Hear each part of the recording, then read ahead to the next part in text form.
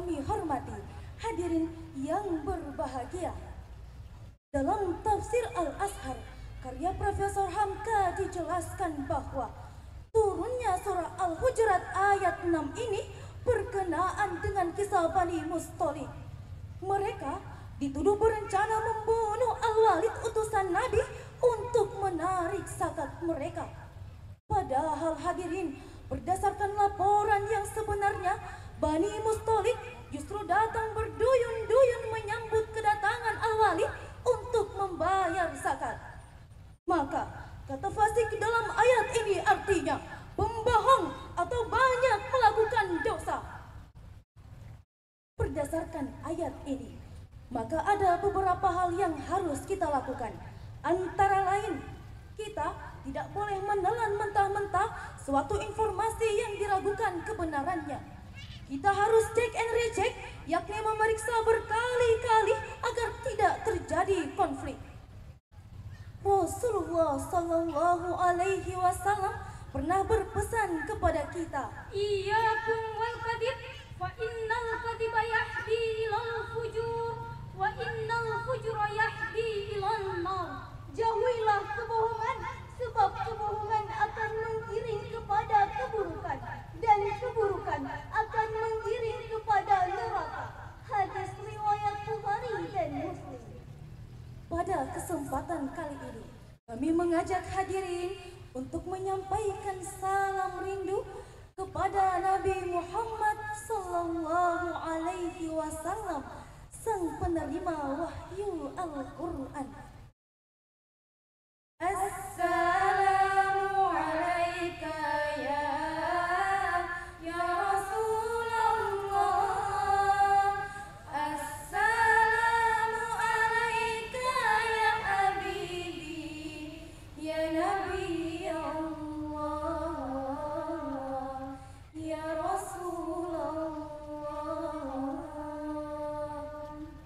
Gadis cantik berselendang sutra, Gelang dan antingnya berkilauan, waspadalah berita yang ada. teliti dahulu sebelum disebarkan. Dari uraian ini dapatlah kita tarik kesimpulan. Pertama, hoax adalah realitas sosial yang dapat mengancam Indonesia tercinta. Kedua, pemerintah harus bertindak tegas terhadap produsen dan penyebar hoax. Dan yang terakhir, bijaklah dalam menggunakan media sosial sebagai bentuk filter diri dari merebaknya upaya hoax, karena sangat bertentangan dengan syariat Islam dan petunjuk Quran. Demikianlah syarahan yang dapat kami sampaikan. Lebih dan kurangnya mohon dimaafkan.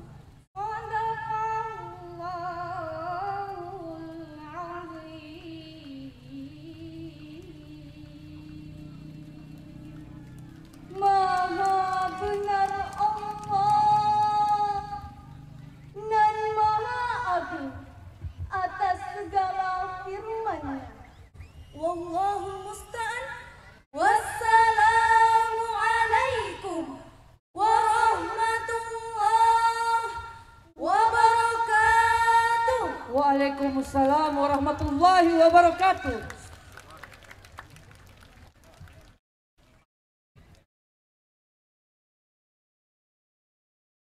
Ya, sekali lagi kita beri tepuk tangan yang meriah.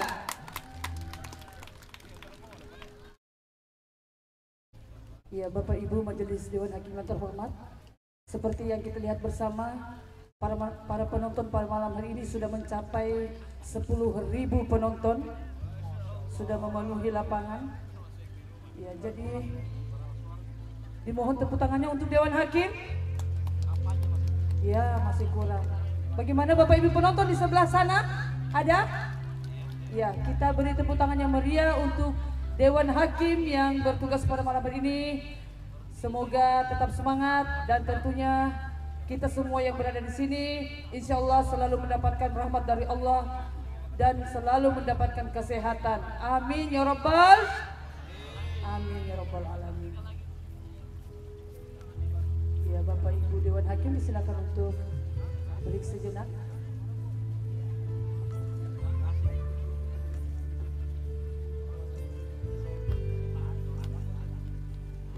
Baik, untuk pada malam hari ini masih ada 3 peserta lagi.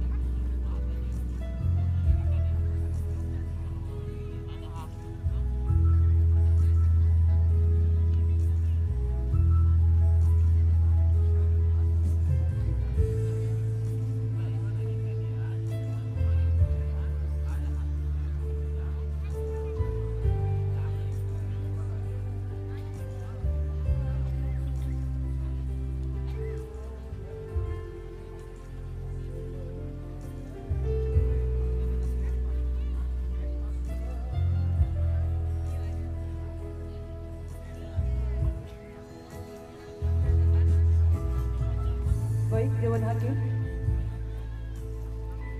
Majelis Hakim yang terhormat, serta Bapak Ibu hadirin dan seluruh penonton yang insya Allah dirahmati oleh Allah Subhanahu wa Ta'ala. Baik, kita akan menampilkan peserta selanjutnya. Peserta dengan nomor 816 dengan judul sarahan Merawat Kerukunan Umat Beragama dalam Bingkai Kebinekaan. Sekali lagi, penampilan peserta dengan nomor 816 dengan judul sarahan Merawat Kerukunan Umat Beragama dalam Bingkai Kebinekaan. Inilah dia peserta 816.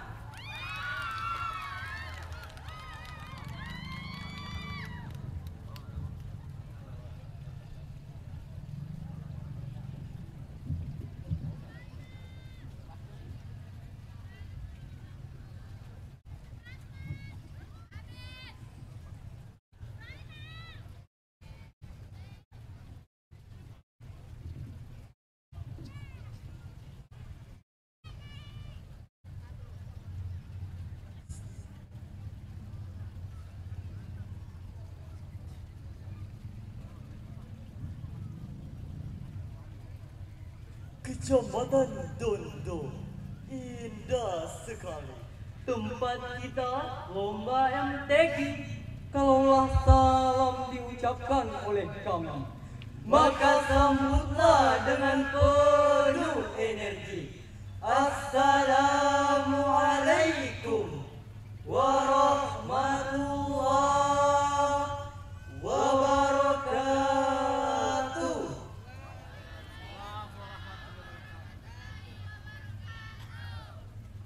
Hamdan wa syukran lillah, wassalatu wassalamu ala rasulillah, amma ba'du. Dewan Hakim yang kami muliakan, hadirin yang berbahagia, Indonesia adalah negara yang terdiri dari berbagai macam suku, adat istiadat, budaya, dan agama. Keberagaman ini bisa menjadi kekuatan jika dibingkai dengan kesadaran akan pentingnya menjaga kebinekaan. Kita tidak bisa menjaga negara ini hanya dengan menonjolkan suku dan agama masing-masing. Tapi pahamilah, keberagaman suku dan agama merupakan sunatullah yang tumbuh karena adanya Perbedaan etnis, ruang geografis, atau pengalaman sejarah, serta kepentingan untuk hidup bersama dalam satu kesatuan sebagai bangsa yang merdeka. Namun sayang, akhir-akhir ini Nilai-nilai persatuan sudah mulai tercabik-cabik oleh berbagai paham dan keinginan segelintir orang yang berusaha merongrong nilai-nilai kebangsaan. Bahkan nuansa yang muncul dari keragaman negeri ini telah memicu lahirnya fanatisme buta, Persaingan tidak sehat, perselisihan, gontok-gontokan, bahkan perpecahan yang bisa meluluh-lantakan nilai-nilai persatuan dan kesatuan. Untuk itu, merawat kerukunan umat beragama dalam bingkai kebinekaan adalah judul syarahan yang akan kami sampaikan pada kesempatan ini.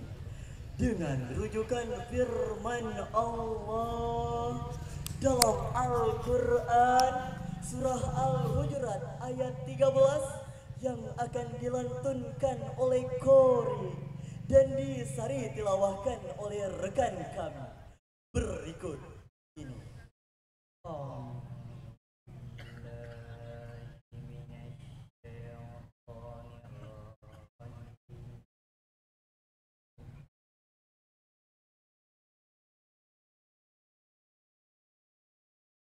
Bismillahirrahmanirrahim.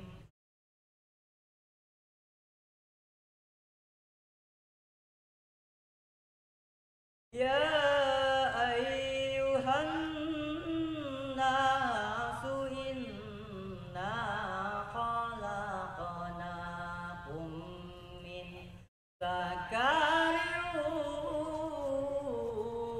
wa unsa.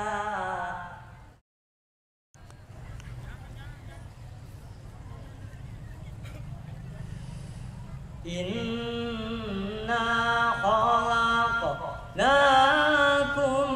min zakarin wa unsa wa ja'alnakum syu'uban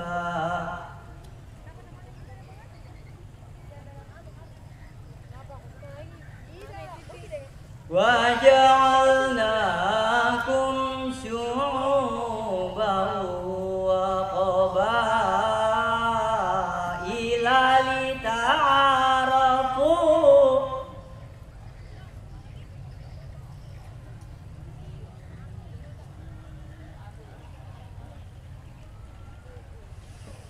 Inna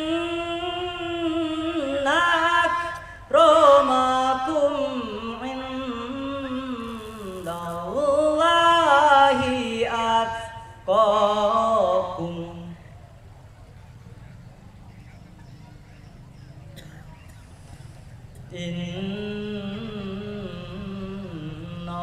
Innallaha alimun khabir.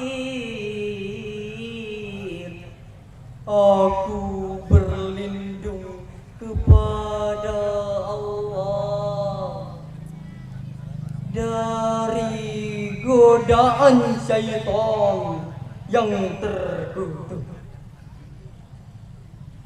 dengan menyebut asma Allah yang maha pengasih, maha penyayang. Wahai manusia, sesungguhnya kami telah menciptakan kamu dari seorang laki-laki dan seorang perempuan. Kemudian kami menjadikan kamu berbangsa-bangsa dan bersuku-suku agar kamu saling kenal mengenal. Sesungguhnya orang yang paling mulia di antaramu di sisi Allah ialah orang yang paling bertakwa di antaramu. Sesungguhnya Allah Maha mengetahui lagi Maha teliti. Dewan Hakim yang arif dan bijaksana, hadirin yang berbahagia, menurut Syekh Ibnu Katsir di dalam tafsir Al-Qur'anil Azim juz 5 halaman 255 menjelaskan, kamu harus saling mengenal di antara kamu sampai kamu kembali kepada kami. Sedangkan secara historis sosiologis, ayat ini diturunkan sebagai teguran kepada Bani Baidah yang menolak untuk dinikahkan oleh Rasulullah kepada budak mereka, Abi Hiddin.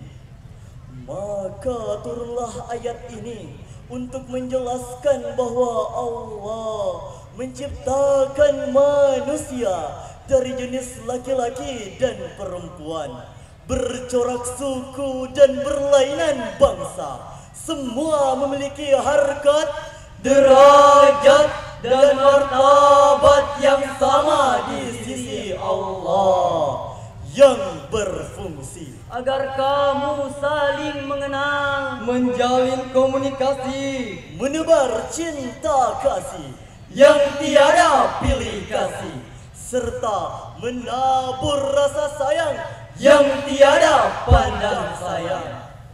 Dengan kata lain, ayat tadi merupakan landasan teologis yang sangat strategis untuk membangun ukhuwah watoniyah sebagai pilar persatuan dan kesatuan.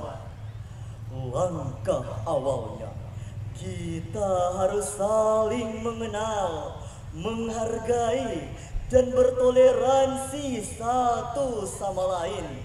Bukan saling menutup diri, melecehkan, menghina, membangga-banggakan kelompok, golongan, suku, bangsa, maupun daerah masing-masing.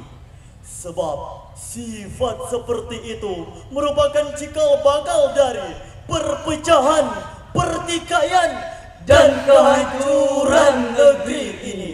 Betul hadirin? Kita tidak ingin kembali munculnya kekerasan dalam bentuk konflik antar kelompok, konflik suku di Madura dan Kalimantan, konflik agama di Maluku dan Poso. Bahkan hadirin, kita tidak akan lupa ada sekelompok kecil orang-orang yang mengatasnamakan agama, menggugat nasionalisme Indonesia dengan khilafah, bahkan secara ekstrim menebar aksi teror, meledakan bom bunuh diri seperti bom Kampung Melayu, bom Panci di Bandung, bahkan aksi pengeboman 3 gereja di Surabaya. Akhir-akhir ini paham anti pemerintah mulai digalakan, paham radikalisme mulai disebarkan. Di media sosial, orang saling menghujat dan mengkafirkan. Jika ini dibiarkan, akan menyebabkan hancurnya negeri yang kita cintai ini. Kita tidak ingin hancur bagaikan negara Irak yang dimanfaatkan oleh pihak provokator karena golongan Sunni dan Syiah. Suriah dihancurkan karena ketidaksepahaman antara pemerintah dan rakyatnya. Sedangkan Palestina, hampir setiap waktu terdengar suara tangisan dan mayat bergeletak di mana-mana. Banyak wanita kehilangan suami, banyak anak-anak tidak memiliki orang tua. Ledakan bom bukan barang langka, tetapi menjadi biasa-biasa saja. Lantas bagaimanakah upaya kita untuk menjaga negeri tercinta ini? Sebagai jawaban dalam Al-Quran, surah Al-Baqarah ayat 126 berikut ini. Wa idh qala Ibrahim Rabbi ij'al hadza baladan amina.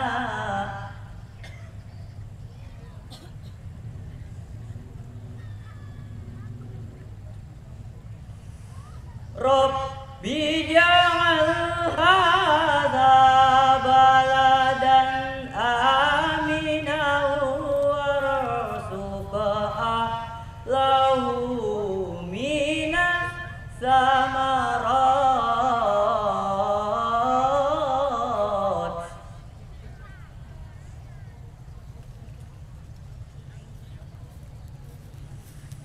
Warzuq ahlahu minas samarati man amana minhum billahi wal yaumil akhir.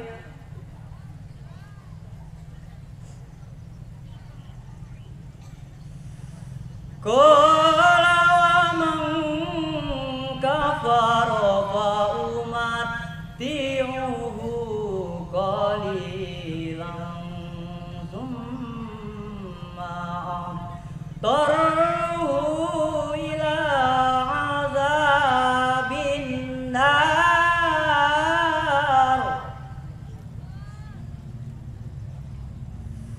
wa bi'sal masir.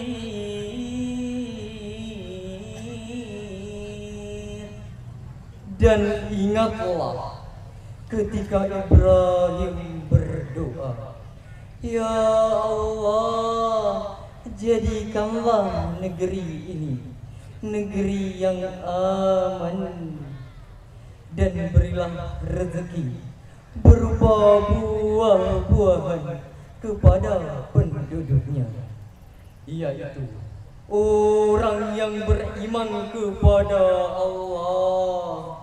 Dan hari kemudian Allah berfirman, dan kepada orang yang kafir akan aku beri kesenangan sementara, kemudian aku akan paksa ia ke dalam azab neraka, dan itulah seburuk-buruk tempat kembali.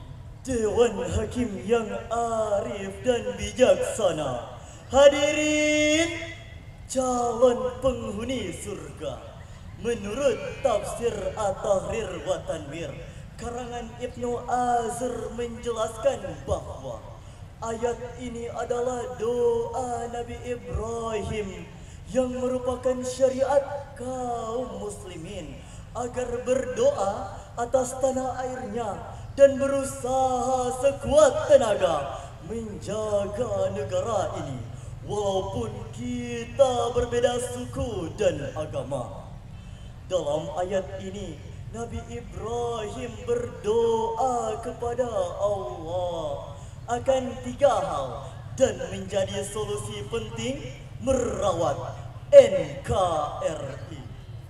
Pertama, berdoa dan berusaha menjaga negara ini agar menjadi negara yang aman.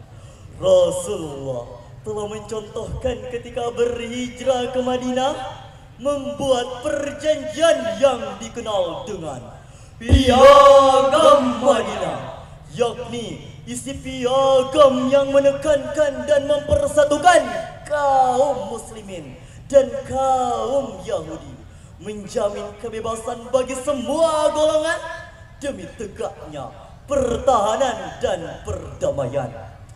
Jika semua rakyat Indonesia berperilaku sebagaimana yang dicontohkan oleh Rasulullah, niscaya aman negeri ini. Kedua, berdoa dan berusaha menumbuhkan ekonomi yang adil dan merata. Kita menyadari bahwa timbulnya ketimpangan, Pertentangan, bermusuhan, bahkan pencurian timbul karena adanya kesenjangan ekonomi. Maka yang kaya semakin kaya dan yang miskin semakin menderita. Olehnya syariat mengajarkan dalam suatu bangsa pemimpinnya harus bersifat adil sehingga terwujudlah masyarakat yang sejahtera. Tapi sebaliknya, jika keadilan sudah tidak ada lagi, maka akan menyebabkan pembangunan terhambat, tersumbat, kriminalitas meningkat, rakyat sekarat, dan akhirnya kiamat. Ketiga, menjaga keimanan dan kecintaan pada negeri ini. Beriman kepada Allah adalah harga mati sebagai pondasi dasar mewujudkan nasionalisme yang kuat. Maka Islam tidak bisa dipisahkan dari nasionalisme. Hadirin, demikianlah syarahan yang dapat kami sampaikan. kuat rumah karena sendi, rusak sendi, rumah binasa. Kuat bangsa karena budi, rusak budi, bangsa binasa.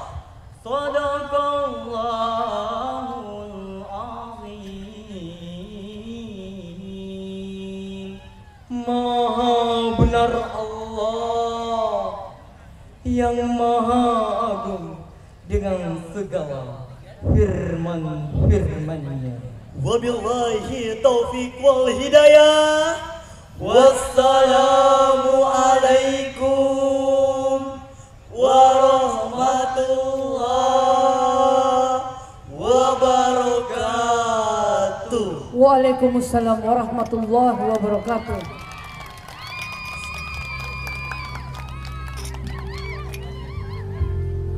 Ya, demikianlah penampilan peserta 816. Sekali lagi kita beri tepuk tangan yang meriah.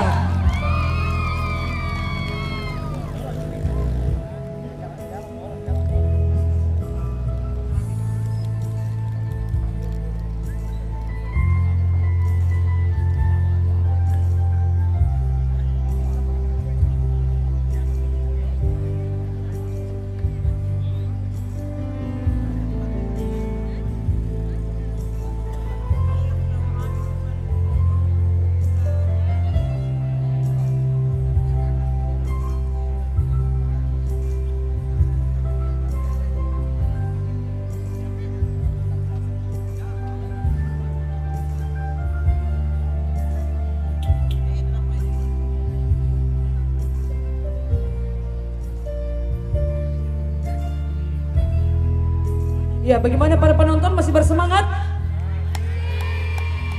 Mana suaranya penonton ini? Ya, yang saya tahu ini masyarakat di Kecamatan Dondo ini penontonnya sangat antusias dengan syiar Islam ya. Jadi sekali lagi saya memohon sedekah tepuk tangannya yang meriah biar suasana pada malam hari ini lebih hangat lagi. Ya, kasih tepuk tangan buat saya dulu. Baik, Dewan Hakim.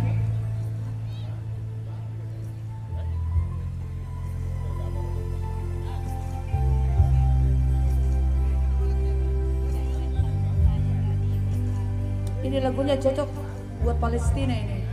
Bikin sedih ya.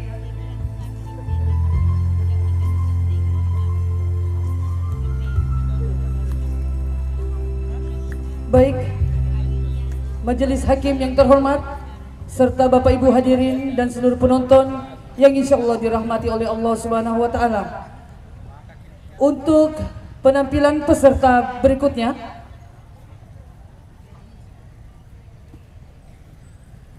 peserta dengan nomor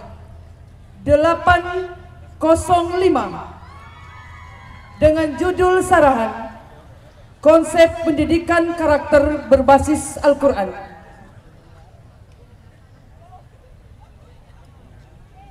Naskah. Panitera diperhatikan naskahnya.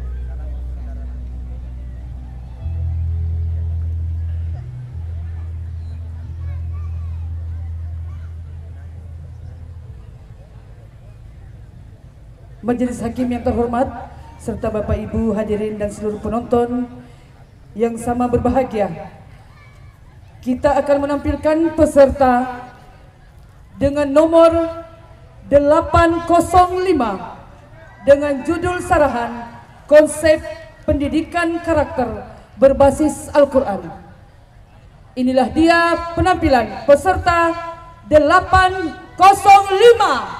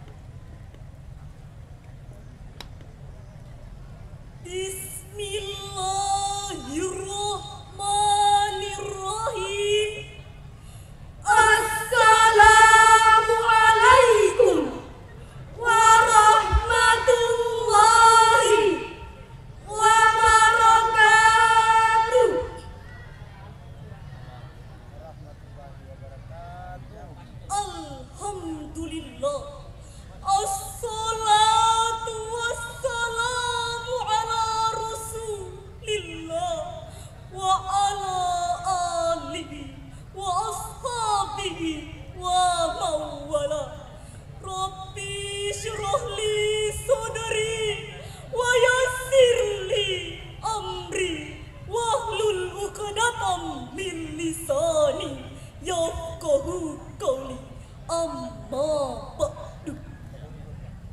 Dewan Hakim yang arif dan bijaksana, hadirin sebangsa dan setanah air yang kami banggakan. Profesor Dr. Amin Rais, seorang tokoh reformasi Indonesia, pernah mengungkapkan bahwa Islam saat ini, terutama di Indonesia, adalah umat Islam yang paling tertinggal, paling terbodoh, dan umat Islam yang paling terbelakang jika kita bandingkan dengan umat-umat lainnya yang ada di dunia. Dr. Yusuf Qaradawi dalam bukunya Mushkilatul Faqri wa Kaifa A'la Jahlil Islam mengungkapkan bahwa Islam saat ini tengah menghadapi masalah besar lagi mendasar, yakni tengah berada dalam kondisi kemiskinan dan kebodohan. Profesor Dr. Nurholis Majid pun menegaskan, Islam memiliki ajaran visioner dan revolusioner, tetapi anehnya kondisi bangsa Indonesia saat ini betul-betul dicengkram oleh gurita kemiskinan dan kebodohan. Nampaknya hadirin, kalimat tersebut bukan hanya mengumbar kata tanpa fakta, karena menurut de jure dan de facto kita tertinggal oleh Amerika yang kapitalis, kita terbelakang oleh Cina yang komunis, dan kita jauh berada di belakang Jepang yang Buddhis Taois. Dampaknya hadirin, kita hanya menjadi sebuah bangsa yang memiliki jiwa pengemis, Bermental apa dimakan iblis, pikirannya kotor, sifatnya dicatur, hanya kendor, mentalnya molor, kerjanya hanya melihat goyang pargoy sambil ngebor. Demikianlah hadirin akibat dari rendahnya sumber daya manusia. Ini akan berdampak langsung terhadap bangsa kita Indonesia. Oleh karena itu, perkenankanlah kami bertiga untuk menyampaikan sebuah syarahan Al-Quran yang bertajuk Konsep Pendidikan Karakter Berbasis Al-Quran. Semoga dengan melalui syarahan kami inilah para hadirin sekalian mampu mengaplikasikannya ke dalam kehidupan nyata untuk diterapkan dan untuk membangun bangsa menuju jalan yang lebih sejahtera. Sebagai rujukan, mari kita dengar firman Allah yang terdapat dalam Quran Surah Al-Mujadalah ayat 11 yang akan dilantunkan oleh kuliah kami berikut ini.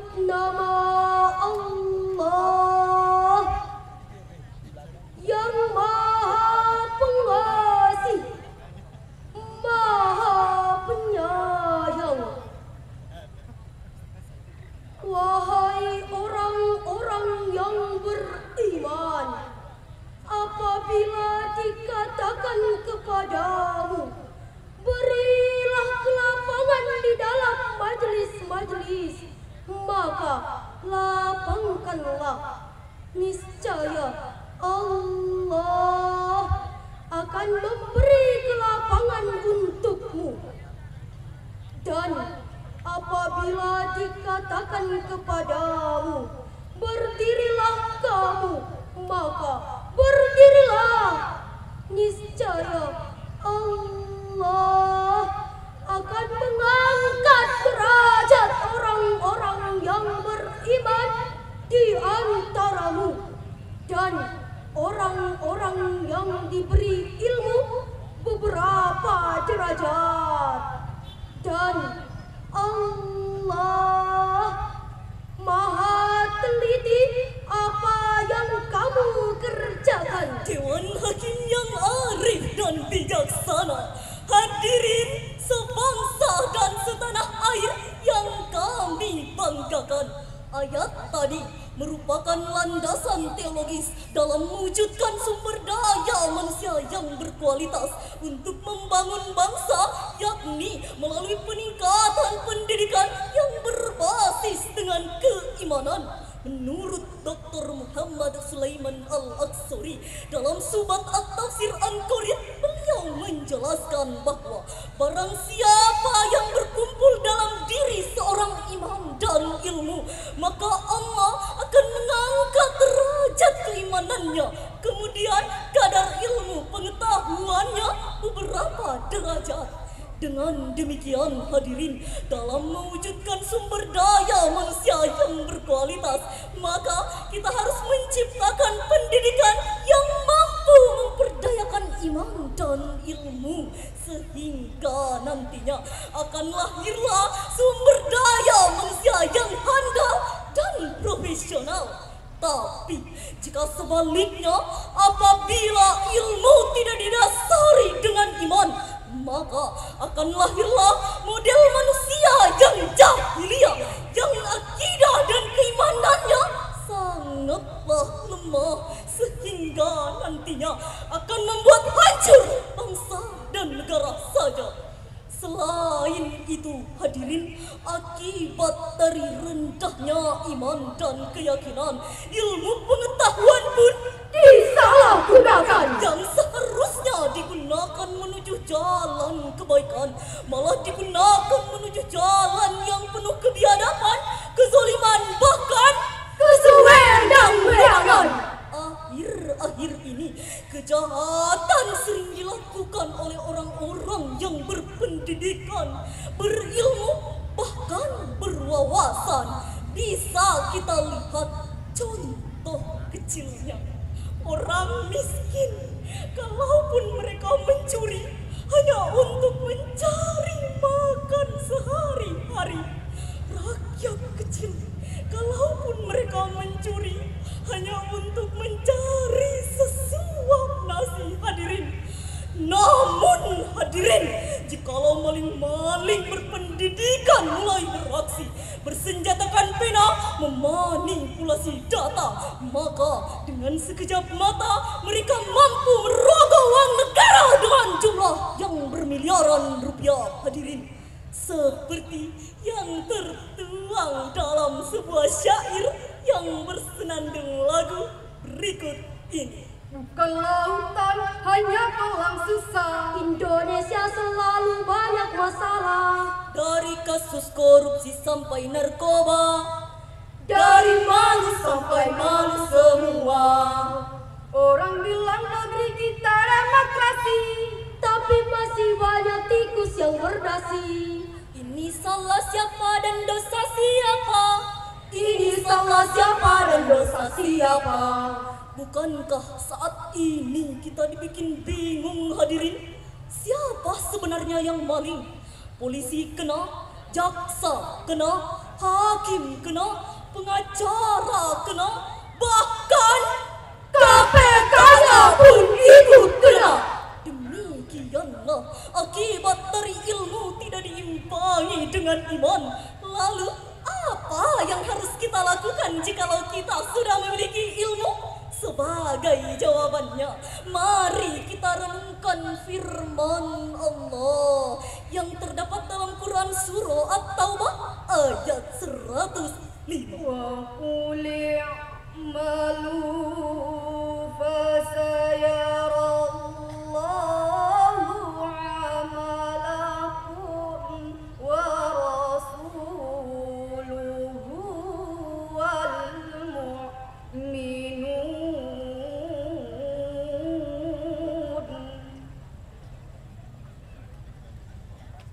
وستردون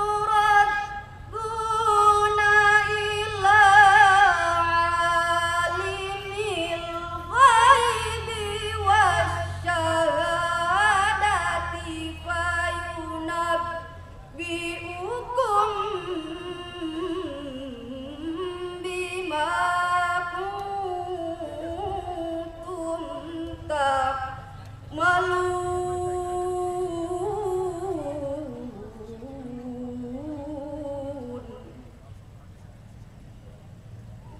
وستردون إلى عالم الغيب والشهادة فينبئكم بما كنتم تعملون.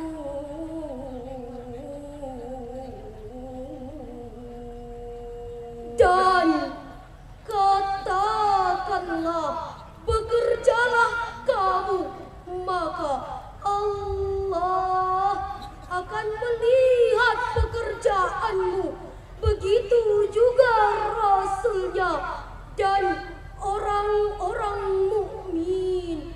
Dan kamu akan dikembalikan kepada Allah yang mengetahui yang gaib dan yang nyata, lalu diberitakannya kepada kamu apa yang telah kamu kerjakan. Dewan Hakim yang arif dan bijaksana, hadirin sebangsa dan setanah air yang kami banggakan. Ayat tadi diawali dengan kalimat i'malu, bekerjalah kamu sesuai dengan skill, profesi dan kemampuan masing-masing. Menurut Imam Ali As-Sabuni dalam Safwat At-Tafsir, beliau menjelaskan bahwa jika kita kaji lebih dalam mengenai ayat tadi yang diawali dengan kalimat i'malu, istimbatnya i'malu dari lafaz amar, kaidah usul fikih mengatakan bahwa al-aslu fil amri lil wujub. Pada dasarnya setiap perintah adanya suatu kewajiban. Oleh karena itu, hadirin, wajib bagi kami bertiga, saudara-saudara sekalian dan seluruh insan yang beriman untuk selalu bekerja dan berusaha menurut kualitasnya masing-masing. Sejalan dengan ayat tadi, Profesor Dr. Muhammad Quraisyah dalam tafsirnya Al-Misbah, beliau menjelaskan bahwa ada 3 perintah yang diberikan Allah kepada Yang kita. pertama, kita harus selalu memiliki mental baja, terus berusaha dan pantang menyerah. Yang kedua, kita harus pandai menggunakan waktu kita sebaik-baiknya. Serta yang ketiga, kita sebagai manusia, jikalau kita ingin bekerja, kita harus terus bertawakal kepada Allah Subhanahu wa ta'ala. Apabila hal tersebut, hadirin, sudah mampu kita terapkan dalam kehidupan berbangsa dan bernegara, maka akan lahirlah insan yang berkualitas yang bisa memajukan Indonesia menuju jalan yang lebih sejahtera. Bukankah sejarah telah membuktikan bahwa dengan kualitas yang tinggi akan lahirlah pembesar-pembesar yang bisa merubah dunia? Bukankah dengan pembesar-pembesar tersebut mereka mengawali karirnya dengan menjual Quran?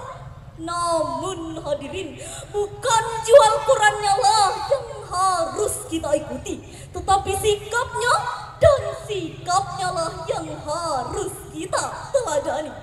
Apabila hal tersebut, hadirin, sudah kita terapkan, maka sejahteralah Indonesia.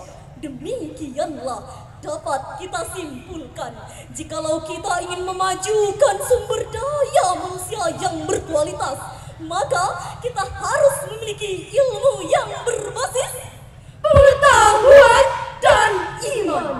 Apabila pengetahuan dan iman ini sudah ada dalam diri kita, maka sumber daya manusia akan maju menuju jalan yang lebih sejahtera. Dan akhirnya sebagai penutup, Cinta bukan sembarang cinta. Cinta ini sepenuh hati. kitab Al-Quran teruslah dibaca. Kitab dan suci, bimbingan sejati. Sadaqallahul azim. Maha benar Allah atas segala firman-Nya. Wallahul muwaffiq ila aqwamit thariq. Wassalamu alaikum warahmatullahi wabarakatuh. Waalaikumsalam warahmatullahi wabarakatuh.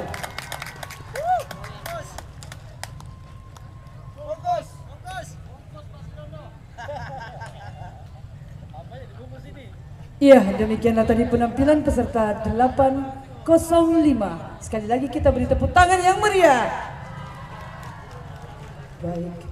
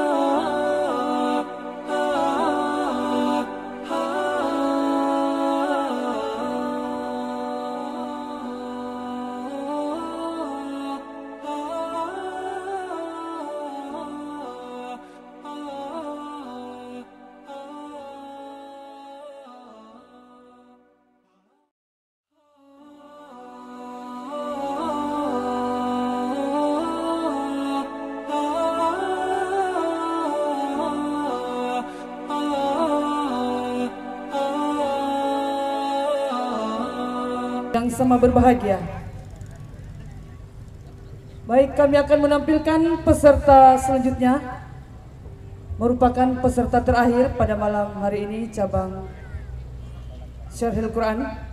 Inilah dia penampilan peserta dengan nomor 820 dengan judul sarahan Implementasi Moderasi Beragama dalam Seluruh Sendi Kehidupan.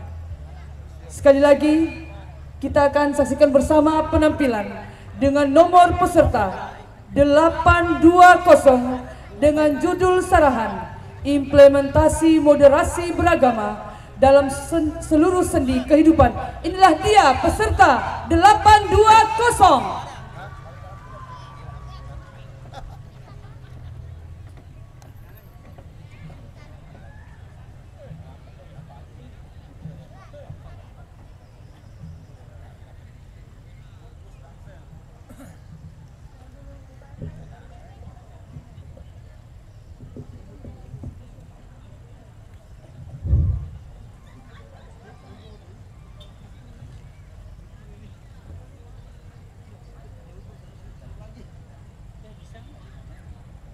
Bismillahirrahmanirrahim. Assalamualaikum warahmatullahi wabarakatuh.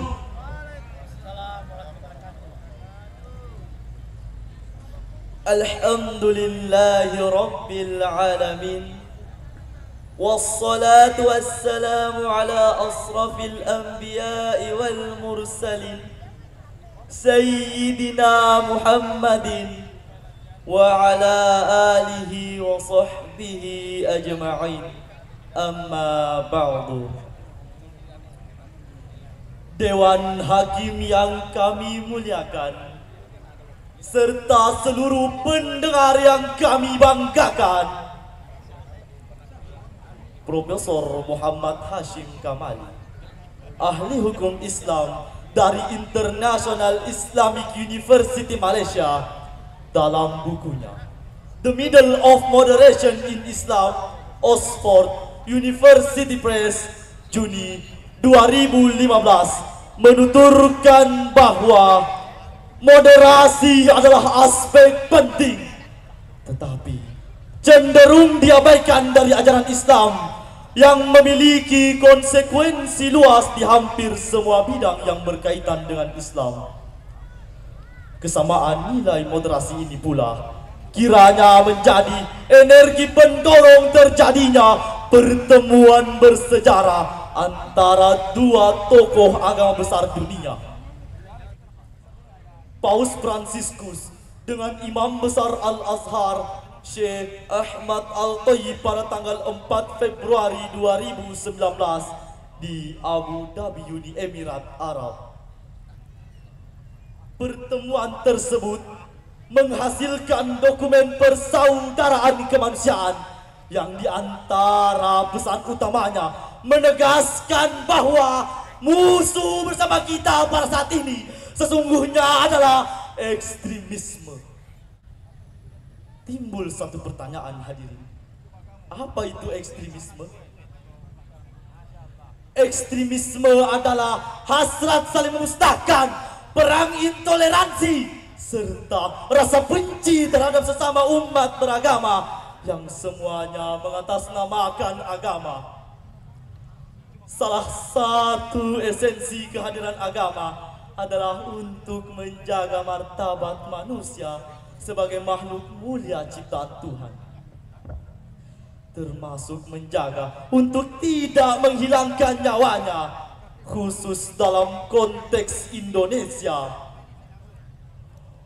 Moderasi beragama dijadikan sebagai strategi kebudayaan kita dalam merawat keindonesiaan.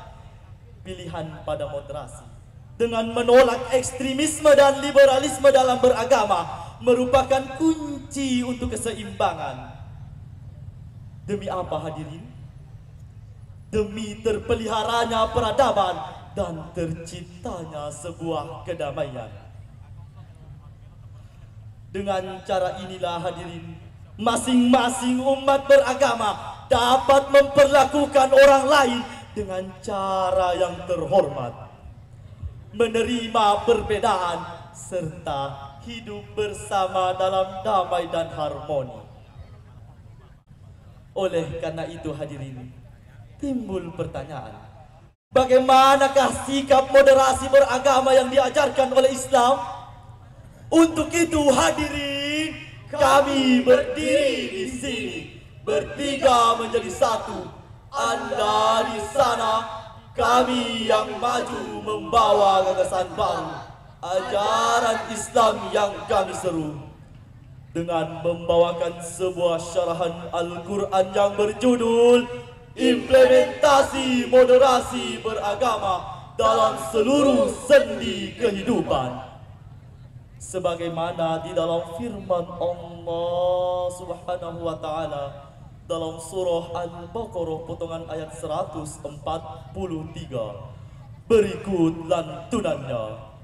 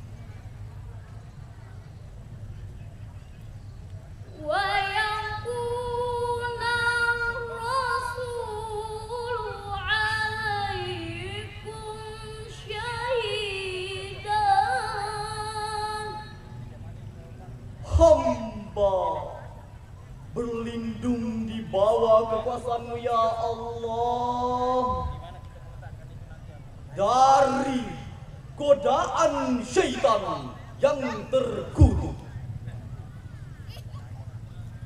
Dengan menyebut nama-Mu ya Allah yang Maha Pengasih lagi Maha Penyayang, dan tidaklah kami menjadikan kamu umat Islam, umat pertengahan, agar kamu menjadi saksi atas perbuatan manusia, dan agar Rasul Muhammad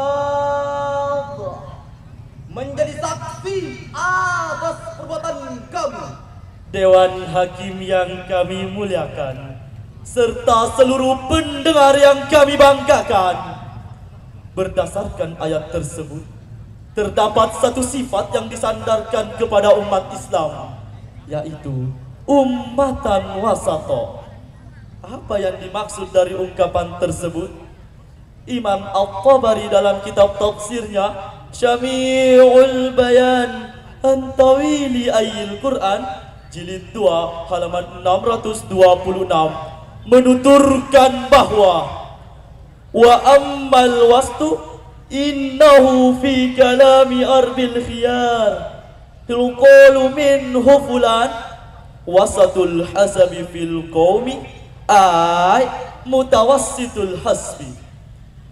Dari segi bahasa Arab bermakna yang terbaik ketika dikatakan si fulan wasatul hasabi fil qaumi, ia termasuk di antara barisan kaumnya.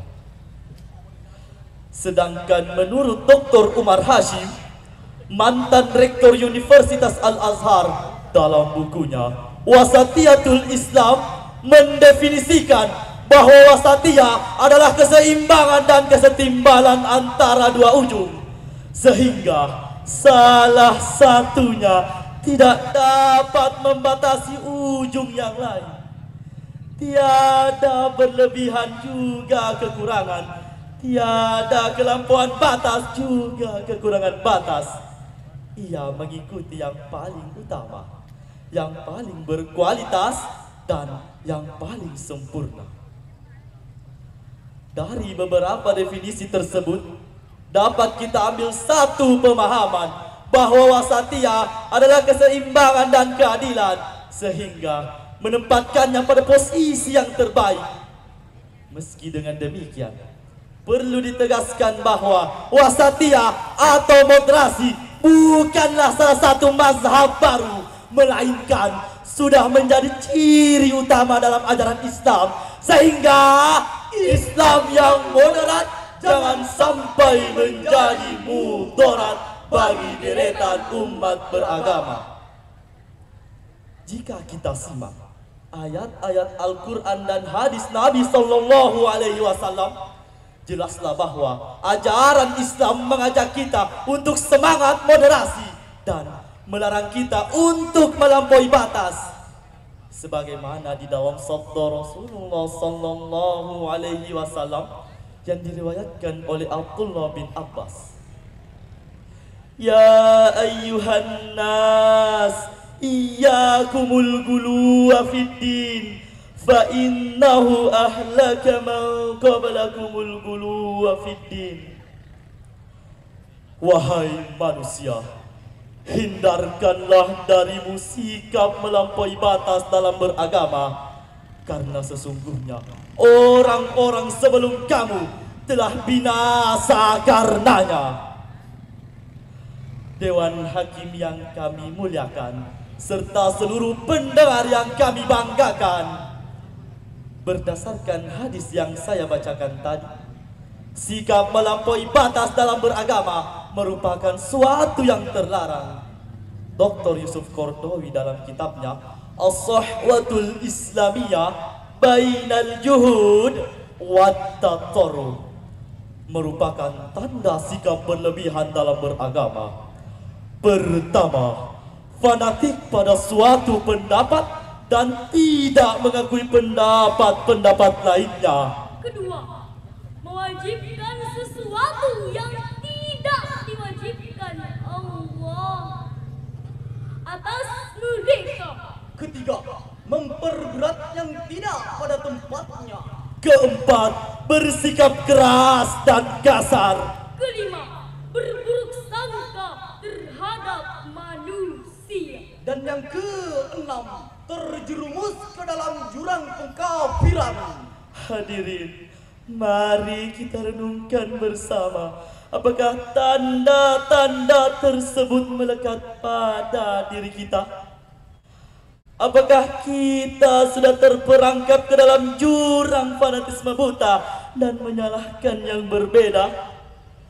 Apakah kita lebih senang bersikap keras dan kasar terhadap sesama daripada menebar kasih dan cinta? Apakah kita lebih senang mencari-cari kesalahan orang lain sebelum melihat potensinya sebagai manusia? Dan apakah kita lebih sering mengkafirkan sesama muslim, padahal lama-lama dahulu justru mengislamkan yang kafir? Padahal risalah yang dibawa oleh Rasulullah Sallallahu Alaihi Wasallam adalah risalah kasih yang tak pilih kasih, ajaran sayang yang tak alang kepalang, dan semangat cinta yang luar biasa. Sebagaimana di dalam firman Allah Subhanahu wa taala dalam surah Al-Anbiya ayat 107 sebagai berikut.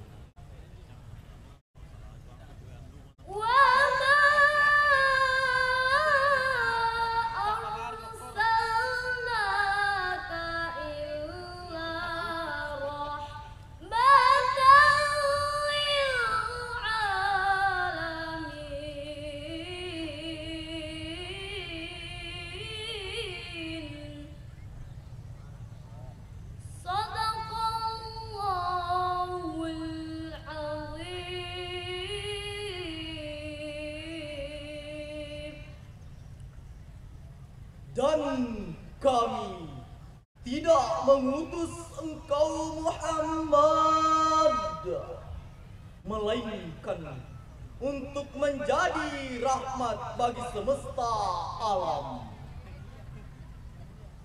Maha benar Allah atas segala firman-Nya. Dewan Hakim yang kami muliakan, serta seluruh pendengar yang kami banggakan, Buya Hamka dalam tafsir Al-Azhar menjelaskan bahwa bentuk rahmat yang dibawa oleh Rasulullah Sallallahu Alaihi Wasallam adalah keseimbangan ajaran Islam antara jasmani dan rohani, bukan membuat jasmani menderita demi kesenangan rohani, ataupun sebaliknya tidak memperdulikan kesucian rohani demi memuaskan kehendak jasmani.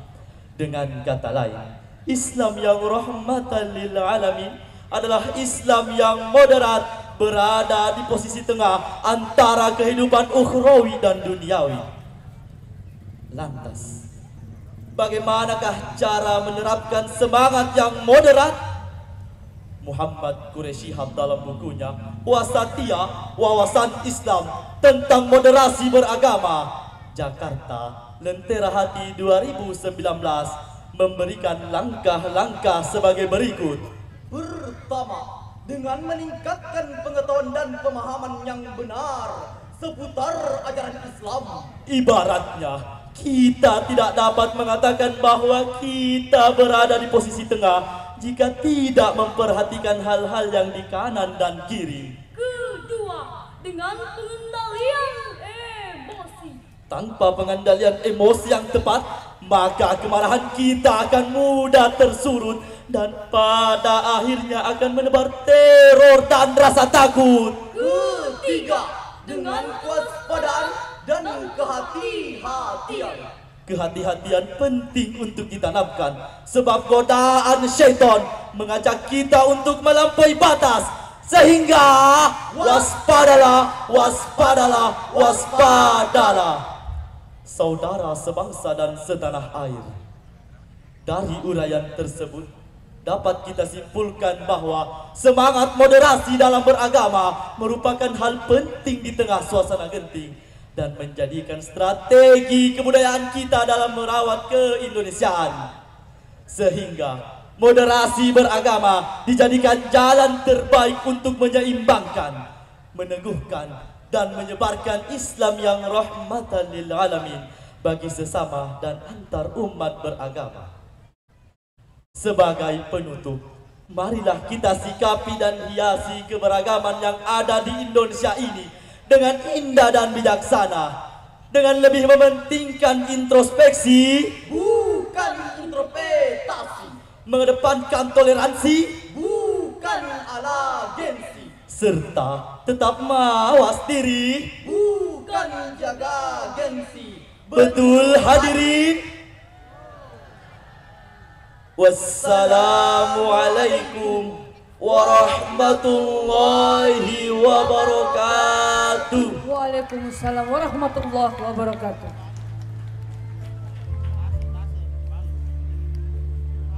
Ya, demikianlah penampilan peserta dengan nomor 820 merupakan peserta terakhir di cabang musabaqah Sarhil Quran pada malam hari ini.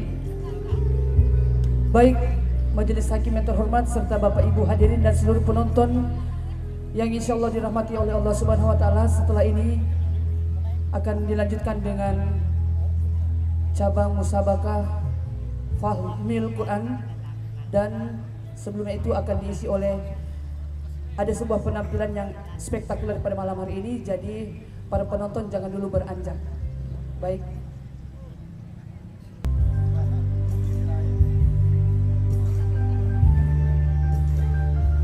Baik, dengan berakhirnya penampilan peserta tadi, maka berakhir pula lah lomba musabaqah tilawatil Quran cabang Sarhil Quran pada malam hari ini. Dan ada sedikit pantun buat seluruh penonton. Baik. Putih-putih si bunga melati. Cakepnya mana? Ulangi ya. Putih-putih si bunga melati. Melati disimpan di dalam lemari. Janganlah para penonton bersedih hati. Insya Allah di suatu saat kita akan bertemu kembali. Beri tepuk tangan yang meriah. Baik, kami selaku panitera dan seluruh Dewan Hakim mengucapkan terima kasih atas perhatiannya. Kami akhiri dengan ucapan alhamdulillahirabbil alamin.